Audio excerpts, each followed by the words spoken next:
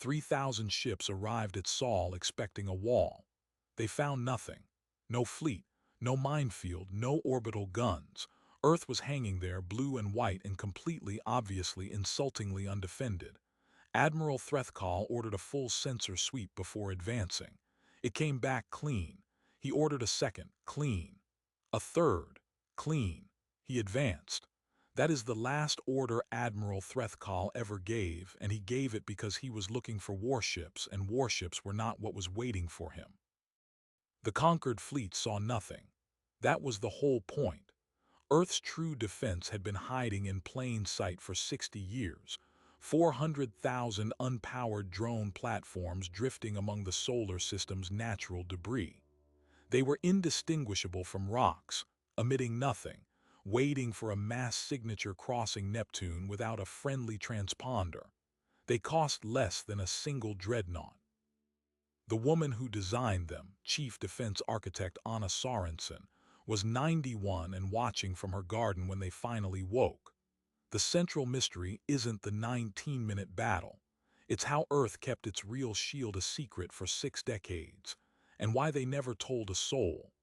To understand how 400,000 drones ended up drifting in the void, you have to go back to the year 2157. Earth was fracturing. The United Nations had just survived its third near collapse in a decade, not because of external threats, but internal collapse of resource distribution. The Antarctic water wars were fresh in memory. Food riots had emptied the capitals of 12 nations. The last thing anyone wanted to fund was an orbital defense system that would never be used. That was the year Anna Sorensen, a 31-year-old systems architect from the Danish Defense Institute, submitted a proposal so audacious it was nearly laughed out of the chamber. She didn't ask for a fleet. She didn't ask for weapons platforms bristling with cannons. She asked for a shoebox-sized drone with a single ion thruster, a kinetic payload, and a radio receiver that would stay powered down for decades. Her plan was to build 400,000 of them, pack them into shipping containers, and launch them on repurposed cargo rockets to drift along random orbital paths in the inner system. They would look like space junk because they were space junk. The entire project would cost less than 1 dreadnought and require no crew, no maintenance, no visible presence. It was the ultimate passive defense.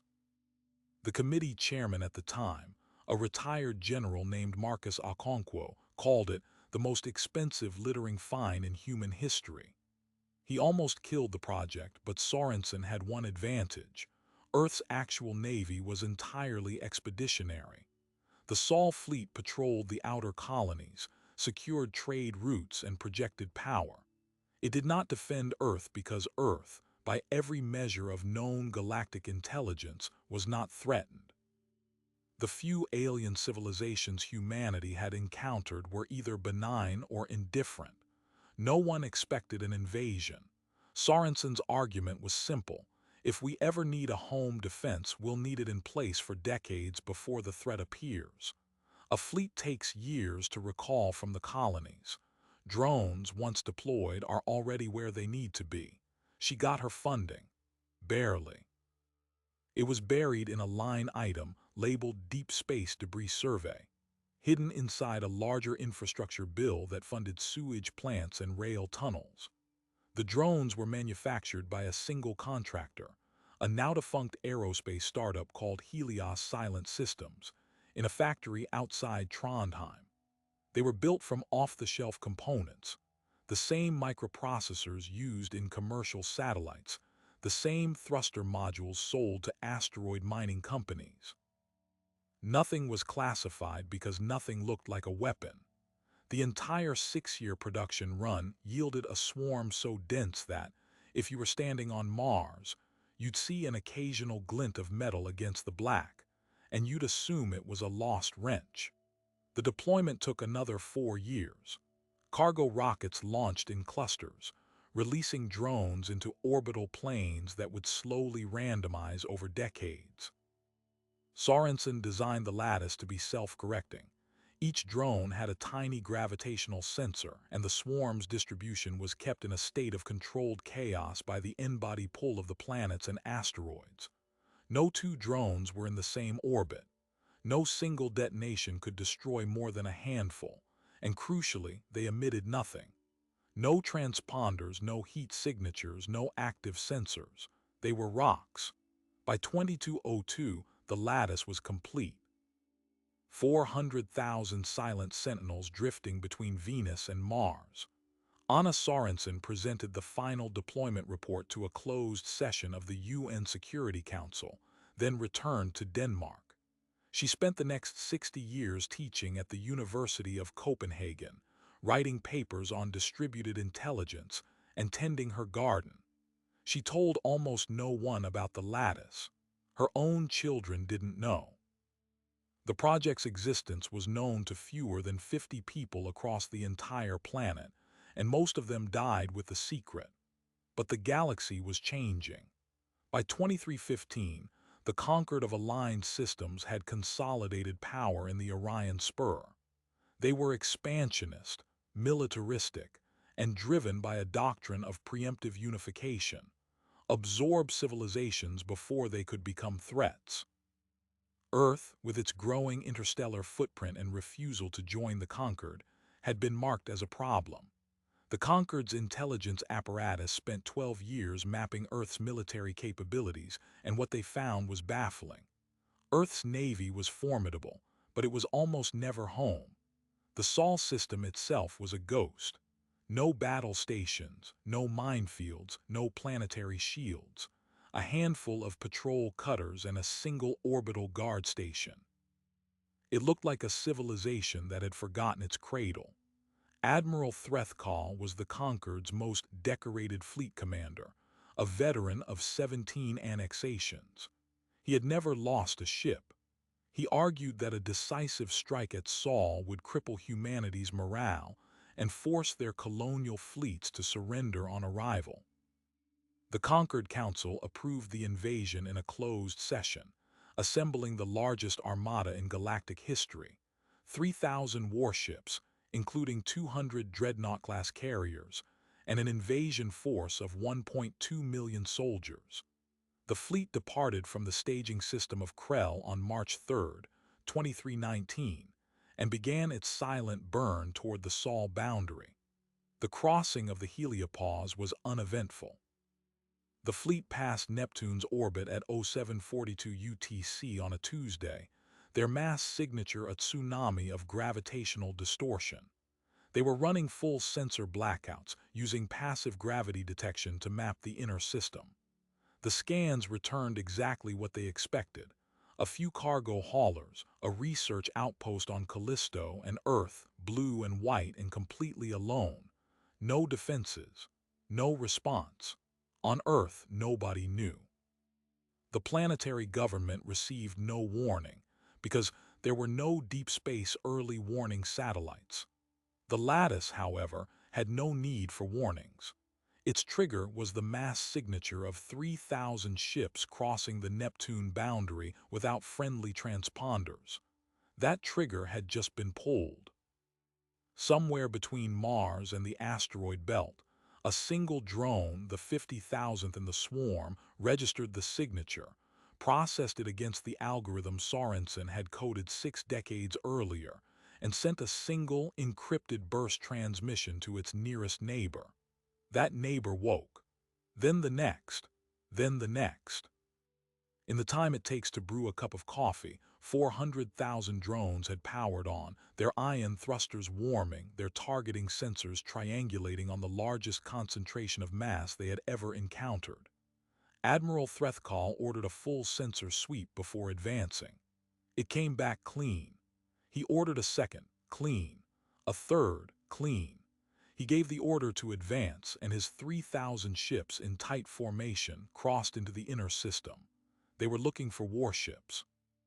What was waiting for them had no warships at all. It was a lattice of dormant death that had spent 60 years preparing for this exact moment, and it had just become the only thing in the solar system that mattered.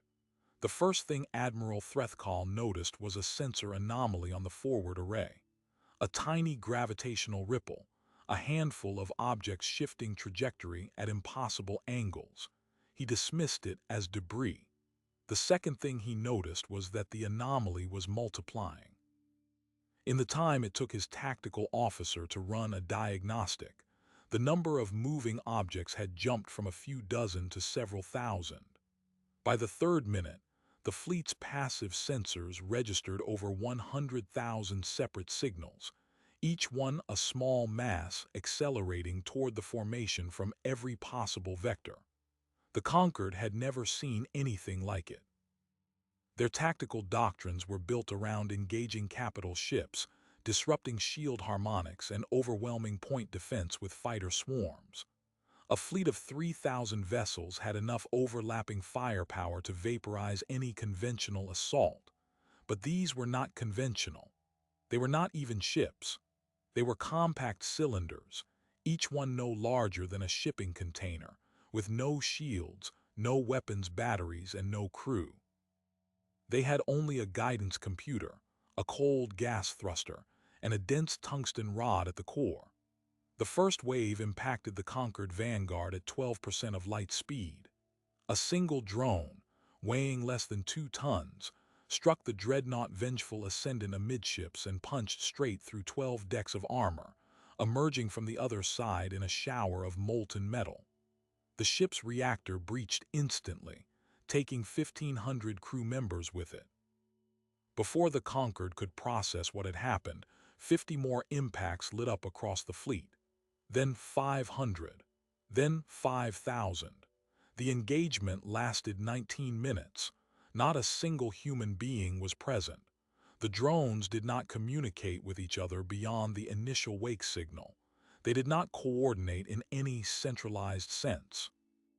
Each one had a simple instruction set. Identify the largest nearby mass without a friendly transponder, calculate an intercept course, and accelerate to terminal velocity. The result was a storm of kinetic projectiles moving so fast that they were invisible until the moment of impact. Ships exploded before their shields could cycle.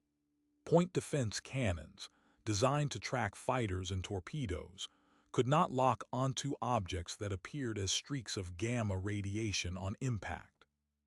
The Conquered's formation, so tight and disciplined, became a shooting gallery.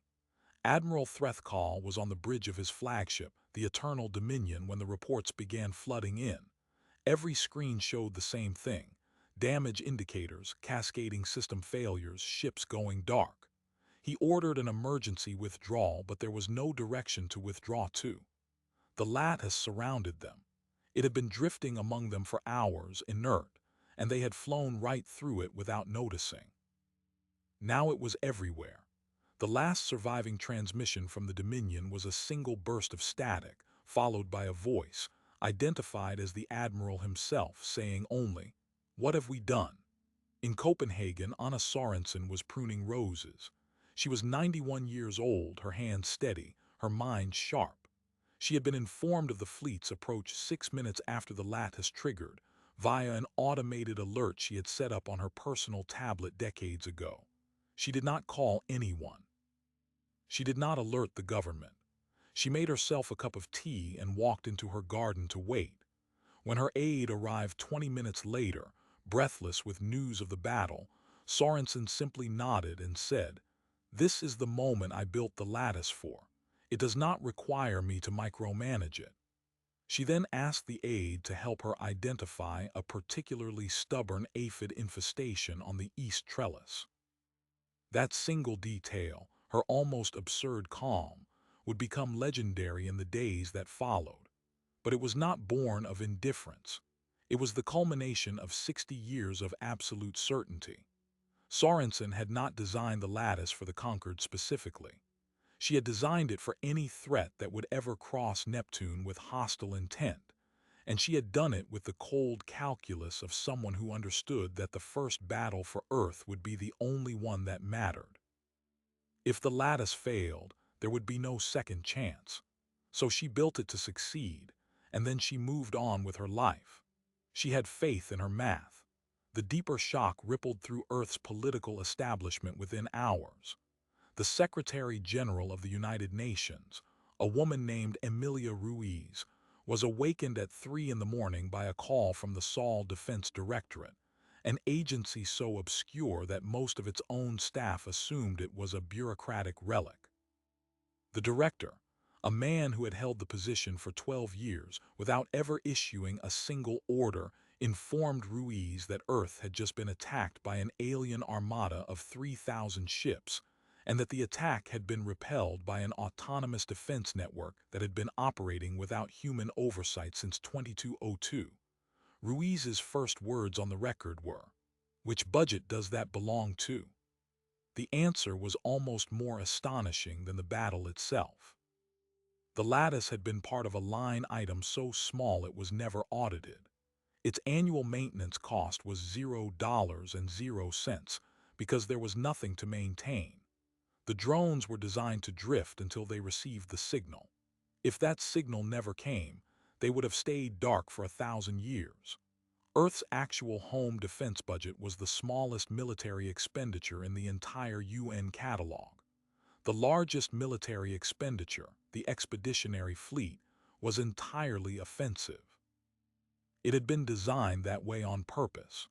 Earth's military leadership, going back to the late 21st century, had made a strategic decision. Earth does not need defending. Earth needs a trap. This revelation created a crisis of perception across the galaxy. For decades, the conquered had assessed Earth as a soft target, a species whose home world was exposed while its warships played protector to distant colonies. That assessment was now revealed as catastrophic naivety. The Conquered Council convened an emergency session, their high chamber thrown into chaos. 3,000 ships lost in less than 20 minutes. The intelligence failure was total. And yet, the most terrifying part was not the weapon itself. It was the patience it represented. Earth had deployed this defense 60 years ago, during a period when the conquered was not even a formal entity. Someone had looked at the future, saw an invasion that was decades away, and quietly prepared for it without telling anyone. That level of foresight was not the mark of a reactive species. It was the mark of a species that thought in centuries, not years. On Earth, the news broke at dawn. The feeds filled with fragmented reports.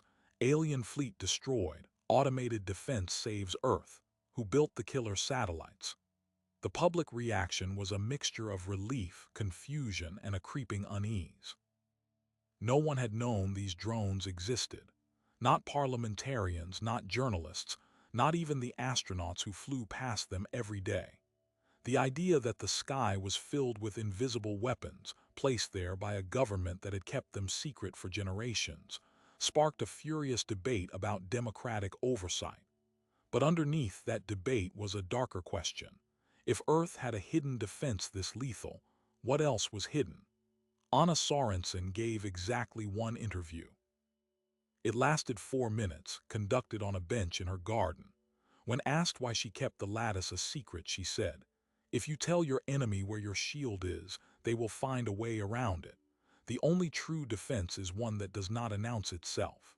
When asked about the scale of the destruction, the nearly 2 million conquered personnel who perished in 19 minutes, she said, "I mourn every life lost to violence, but I will not apologize for defending my world. They chose to come." The lattice did not choose anything. It is a machine, and it did what machines do.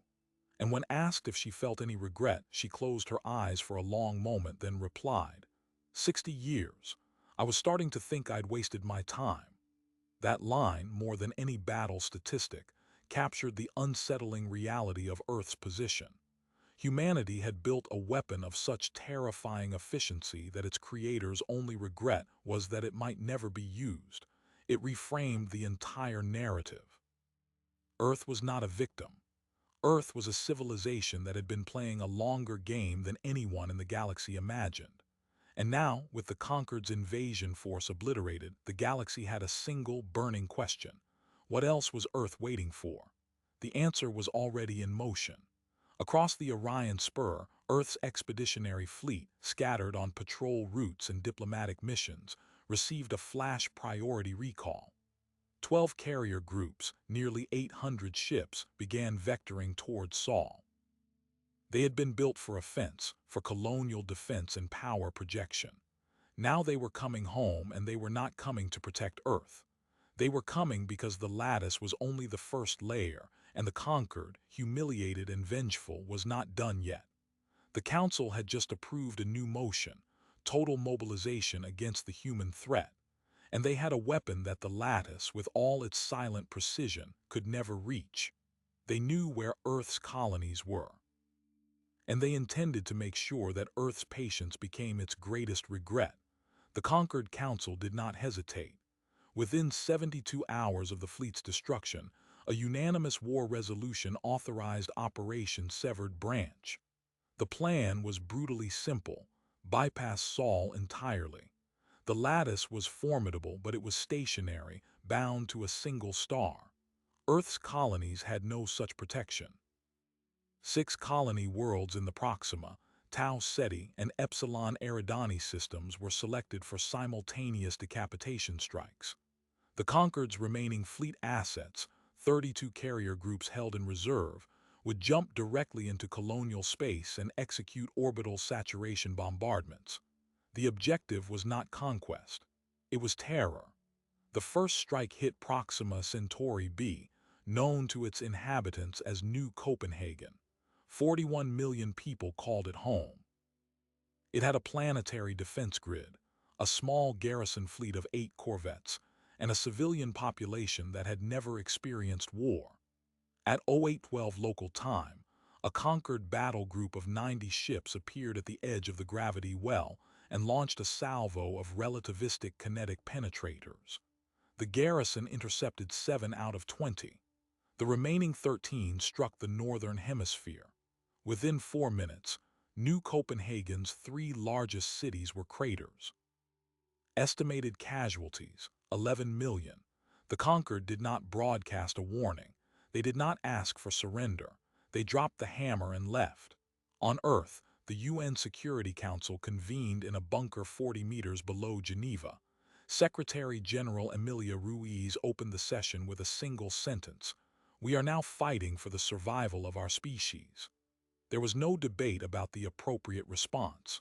The room was filled with a cold, silent fury.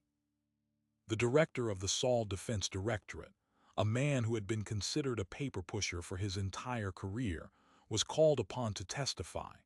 He told the council that the lattice had been designed to defend Earth, not the colonies. It could not be replicated quickly. There was no second lattice waiting in a warehouse. For the first time, humanity's leaders confronted the terrifying asymmetry of their situation. Earth itself was nearly invulnerable. Everything else they had built was not. The Council's military advisors presented a grim assessment. The expeditionary fleet, even at maximum burn, was 10 days from colonial space. By the time it arrived, the conquered could strike another 4 colony worlds, potentially killing tens of millions more. A blockade around Sol was considered, but it would effectively abandon the colonies to genocide. The only option that offered any hope of deterrence was immediate and overwhelming retaliation against a high-value conquered target. Someone had to make the enemy feel the same shock that Earth had just endured, and that required a decision that had never been made in the history of humanity. The decision fell to a woman whose name had never appeared in any news article. Admiral Ilara Vance, commander of the Expeditionary Fleet, was a 57-year-old strategist who had spent her career wargaming exactly this scenario. She had written a classified doctrine called Operation Eternal Return, a plan for full-scale strategic retaliation in the event of a catastrophic first strike against Earth or its colonies. The doctrine was based on a simple premise: if Earth is attacked, the attacker must be annihilated so completely that no other power will ever dare to try again. It was not defense. It was deterrence by obliteration. And it had been the official policy of Earth's military command for over 40 years. Vance received the execution order 12 minutes after the Proxima strike. She gave a single command to her fleet: execute protocol enduring winter. The 12 carrier groups scattered across the Orion Spur immediately ceased their recall to Sol and began vectoring toward the conquered home system of Krell Prime. They were not coming home. They were going hunting. What happened next was the deepest strategic deception of the entire war. For decades, the galactic community had believed that Earth's expeditionary fleet was a defensive screen for its colonies. The public thought the fleet existed to protect far-flung settlements from pirates and minor threats. This was a lie. Every naval vessel, every carrier, every dreadnought had been designed for one purpose: to carry the war to an enemy's home world and burn it to the ground. Earth had never built a single dedicated defensive warship. The entire fleet was offensive, and it had been placed on permanent patrol routes specifically so that, in the event of a major attack, it would be prepositioned within striking distance of every known major civilization, including the conquered. This revelation did not come from a leak. It came from a deliberate broadcast. Secretary General Ruiz authorized the release of a classified document known as the Glass Doctrine to all galactic news feeds. The document laid out, in excruciating detail, Earth's strategic posture. If humanity's home or any colony is attacked with weapons of mass destruction, Earth will respond with proportional force against the attacker's civilian population centers until the attacking civilization ceases to exist. It was not a threat. It was a statement of fact. The conquered had just killed 11 million humans. The fleet was already on its way to Krell Prime. The broadcast sent shockwaves through the galaxy. The species that had been viewed as plucky newcomers, as a slightly more aggressive but ultimately manageable civilization, had just unveiled a doctrine of mutually assured destruction, so absolute that it made the old Cold War theories look like diplomatic suggestions. The conquered council erupted into panic. Their strike on Proxima was intended to force Earth into a negotiated surrender, not to trigger an extinction event on their own home world. They had fundamentally misunderstood what humanity was. Anna Sorensen watched the broadcast from her living room. She was not surprised. She had known about the Glass Doctrine since its inception, because she had been one of its architects. Her lattice was not a shield designed to protect Earth in isolation. It was a time-buying mechanism, a way to ensure that Earth would survive the first blow long enough for the fleet to deliver the second. She had spent her entire career ensuring that no enemy could ever decapitate humanity in a single strike. The rest of the plan belonged to others: the strategists who positioned the fleet, the admirals who drilled the counterstrike protocols, the politicians who kept the secret for decades. But the foundation was hers. 6 hours after the broadcast, the conquered council issued an emergency communiqué. They offered an unconditional ceasefire and a full withdrawal from all human space. They disavowed the Proxima attack, blaming it on a rogue admiral who had acted without authorization, a claim that no one believed. The offer was transmitted directly to the UN Security Council. It was rejected by a unanimous vote. The response from Earth was a single sentence: "The time for ceasefires was before you killed 11 million of our people." Admiral Vance's flagship, the dreadnought Unyielding Resolve, crossed into conquered sovereign space at 1400 hours on the 4th day after the Proxima strike. Behind her, 11 carrier groups formed a spearhead aimed directly at Krell Prime. The Conquered's remaining defense fleet, severely weakened by the loss of the invasion armada, scrambled to intercept. They were outnumbered 3-1.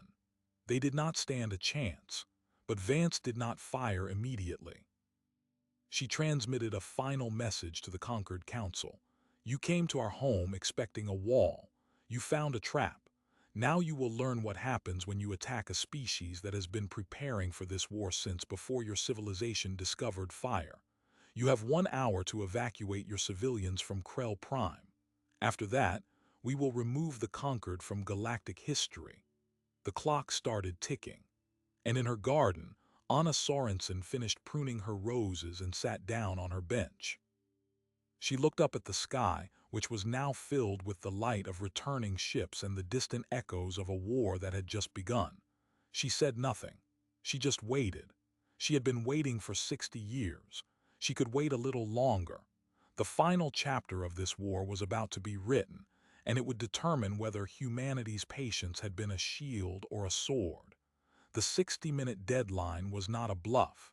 The conquered council understood this with terrifying clarity.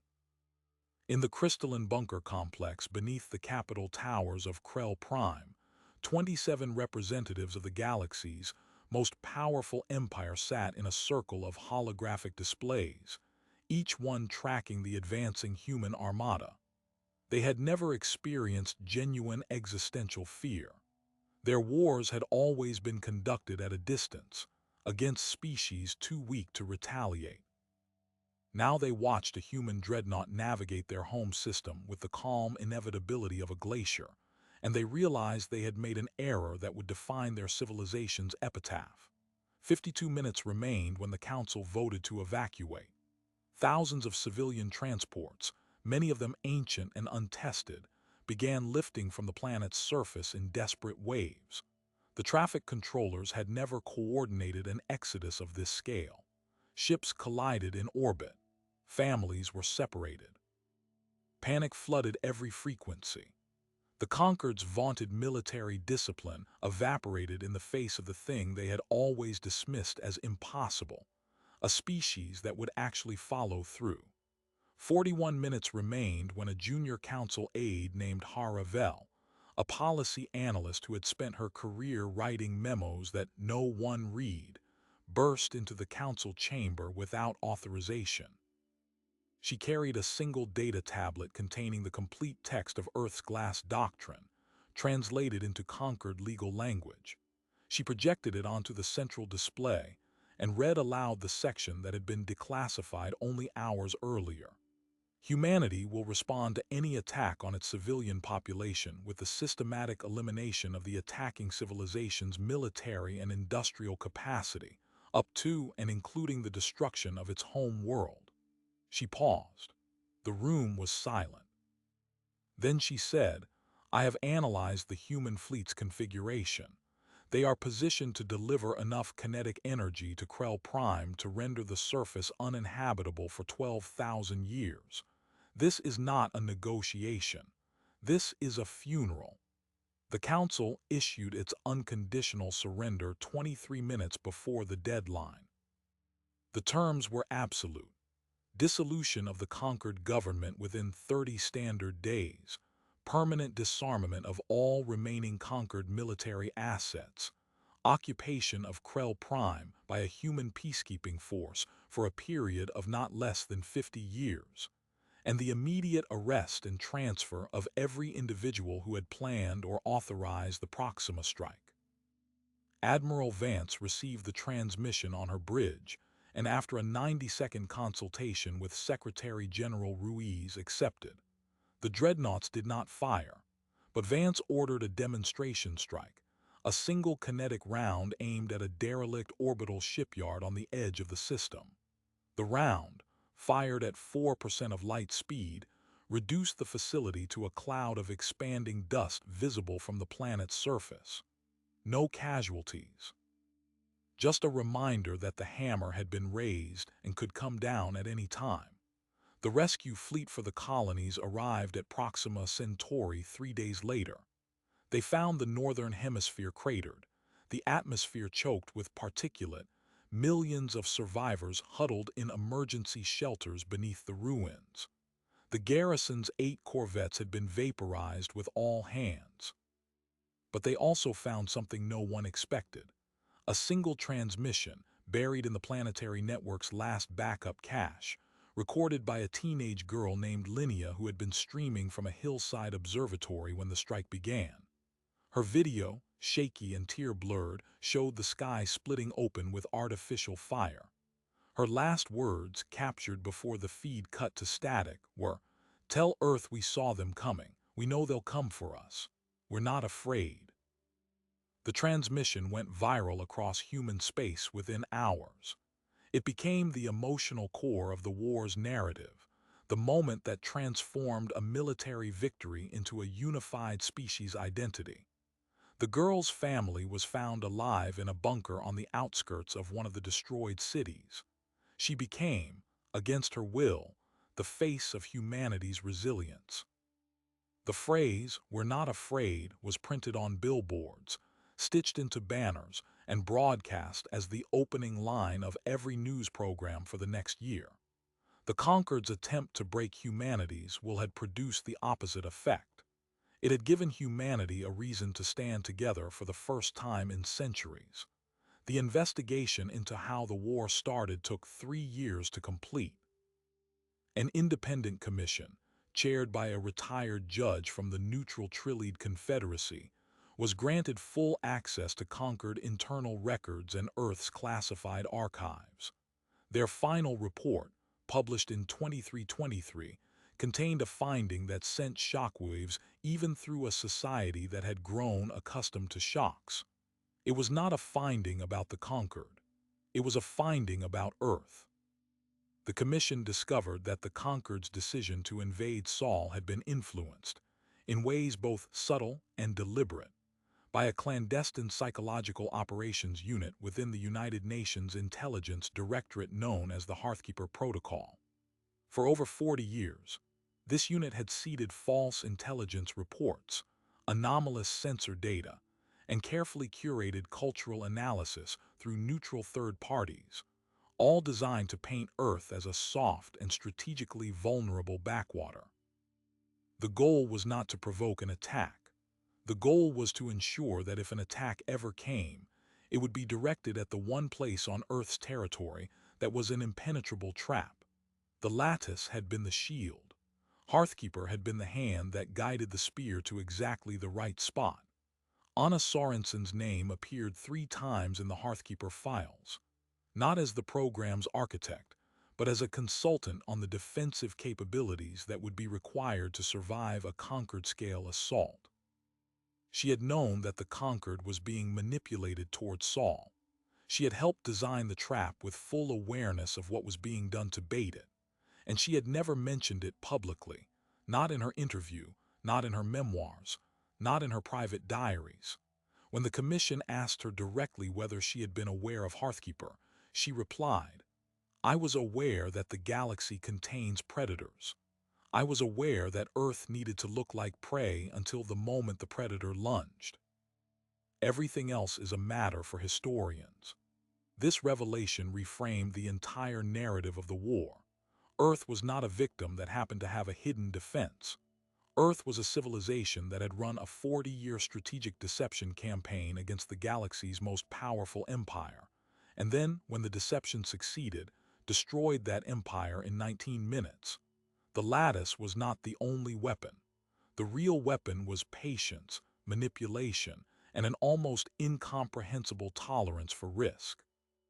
Earth had gambled its entire existence on the assumption that the conquered would attack exactly where and when it could be annihilated.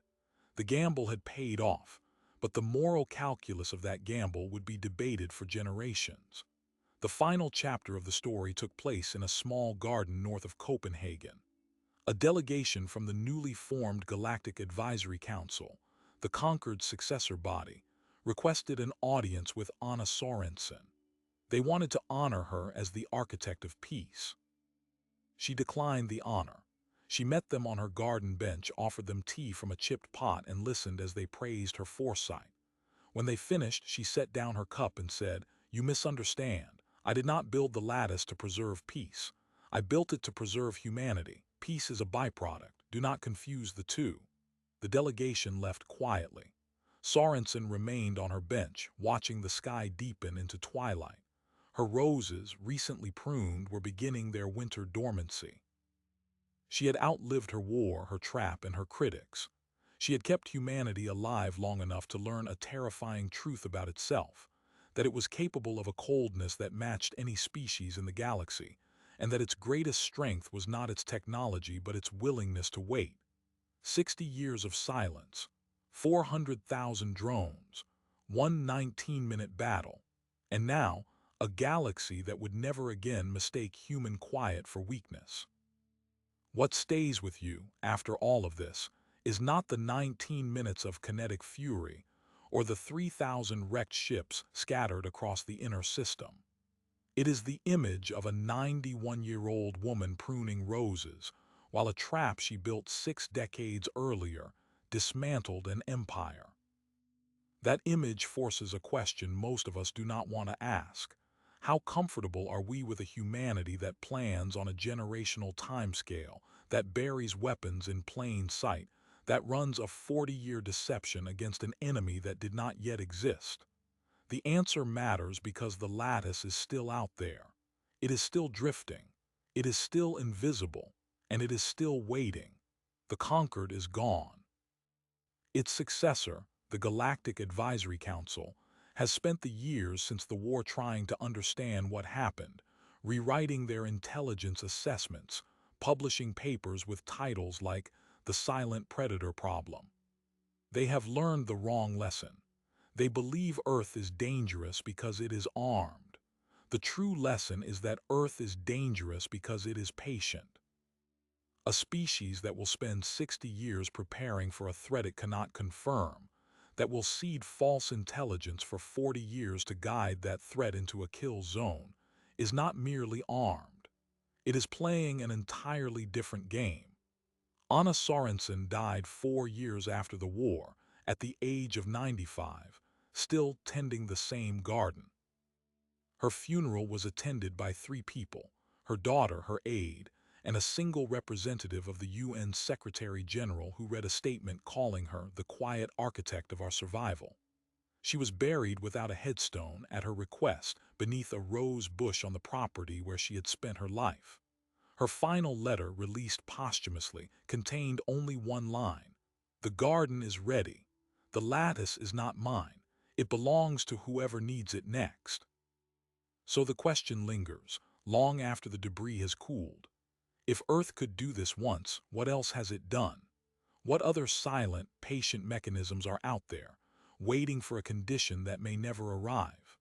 What does it say about us that our greatest victory was won not by courage or firepower, but by the cold, meticulous ability to look at an empty sky and prepare for something that no one believed would ever come? The galaxy calls it paranoia. The humans who designed it call it simply being ready. We may never know the full inventory of Earth's quiet defenses. Some things are best kept in the dark, as Sorensen herself insisted. But the next time you glance up at the night sky, consider this. Somewhere among the stars, a piece of debris that is not debris is drifting silent and cold. It has been there for decades. It will be there for centuries. And it is listening. If you want to stay informed about the stories that shape our understanding of conflict, strategy, and the human condition, subscribe and turn on notifications. We release new deep dives every week. Thank you for watching. The trap is still set.